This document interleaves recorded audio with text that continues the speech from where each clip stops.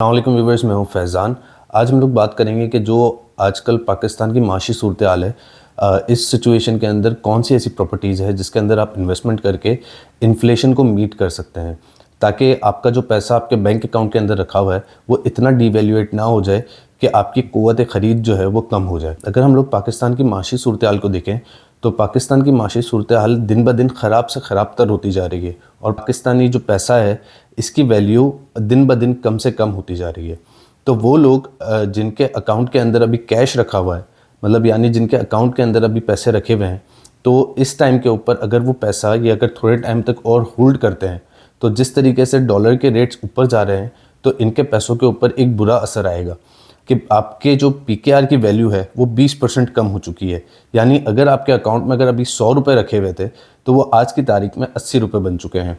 अब इसकी वजह से ओवरऑल जो महंगाई की शरह है वो भी बढ़ रही है और आपके जो पैसे की वैल्यू है वो भी दिन ब दिन कम हो रही है। तो अब सवाल ये पैदा होता है कि इससे बचा कैसे जाए। इससे आप इस तरीके से बच सकते हैं कि आज की तारीख के अंदर जो एसेट्स हैं, जहाँ लोगों की इन्वेस्टमेंट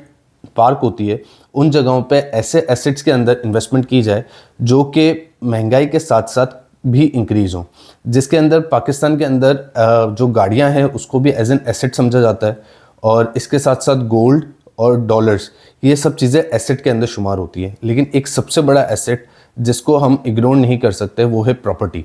अगर हम लोग कंस्ट्रक्शन साइट को देखें तो कंस्ट्रक्शन के अंदर जो सरिये का रेट है 2,32,000 रुपये मेट्रिक टन हुआ करता था, वो आज की तारीख में 2,77,000 रुपये मेट्रिक टन तक पहुंच गया है, जिसकी वजह से जो कंस्ट्रक्शन कॉस्ट है वो भी बहुत ज़्यादा हाई हो गई है। और इसके अलावा अगर हम लोग सीमेंट की बोरी की बात करें तो वो भी 1,000 रुपये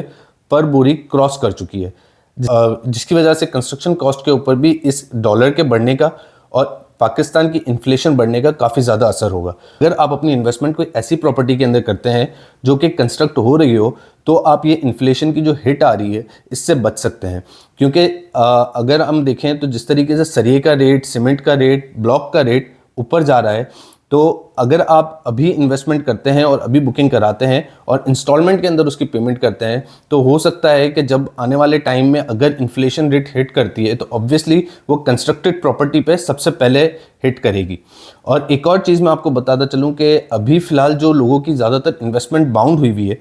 वो है डॉलर्स के अंदर, गोल्ड के अंदर और व्हीकल्स के अंदर। तो लोगों ने अपनी इन्वेस्टमेंट प्रॉपर्टी से निकाल के उस तरफ शिफ्ट इसलिए की थी कि टैक्सेशंस प्रॉपर्टी के ऊपर बहुत ज़्यादा लग गए थे, जिसकी वजह से लोगों ने अपनी इन्वेस्टमेंट यहाँ से निकाल के ऐसी जगहों पे इन्वेस्ट की कि जहाँ इनको इतना ज़्यादा टैक्सेशंस का इशू ना हो। लेकिन अब अगर देखा जाए तो जो प्राइस लोग एक्सपेक्ट करके बैठे हुए थे कि डॉलर की एक प्राइस जहाँ तक पहुँचेगी, जैसे नॉर्मली लोग 300 रुपये का डॉलर सोच के बैठे थे कि डॉलर जब 300 रुपये का जाएगा तब हम सेल करके कोई दूसरे ऐसे एसेट में इन्वेस्टमेंट करेंगे जहाँ से उनको एक अच्छा ROI मिल सके। जब इन्वेस्टमेंट प्रॉपर्टी से निकल के दूसरे एसेट्स में गई तो प्रॉपर्टी के रेट डाउन होना शुरू हो गए और जब डॉलर का और गोल्ड का रेट एक पीक लेवल पे पहुंच जाएगा तब वहाँ से इन्वेस्टमेंट निकल के प्रॉपर्टी के अंदर आना शुरू होगी। और वो ऐसा वक्त होगा कि जब आप प्रॉपर्टी लेने भी जाएंगे तो आपको प्रॉपर्टी एक अच्छे दामों पे नहीं मिलेगी। आपके पास पीकेआर के अंदर बैंक में कैश रखा हुआ है तो आप एक ऐसे प्रोजेक्ट के अंदर इन्वेस्टमेंट करें जो अंडर कंस्ट्रक्शन हो या कंस्ट्रक्शन फेज में दाखिल हो चुका हो, ताकि जो आने वाली इन्फ्लेशन है उससे आप बच के अपने पैसों की जो वैल्यू है उसको बरकरार रख सकें। और सबसे बड़ी चीज़ कि जो आपकी क़ुव्वत ख़रीद है, अगर आप अच्छे प्रोजेक्ट के अंदर अच्छे टाइम पे इन्वेस्टमेंट करते हैं तो आपकी क़ुव्वत ख़रीद इससे डिस्टर्ब नहीं होगी। अगर आप बैरियर टाउन कराची या कोई और दूसरी प्रॉपर्टी के अंदर इन्वेस्टमेंट करना चाहते हैं तो स्क्रीन पे आपके नंबर मौजूद होगा, आप उन नंबर्स पे रब्ता करके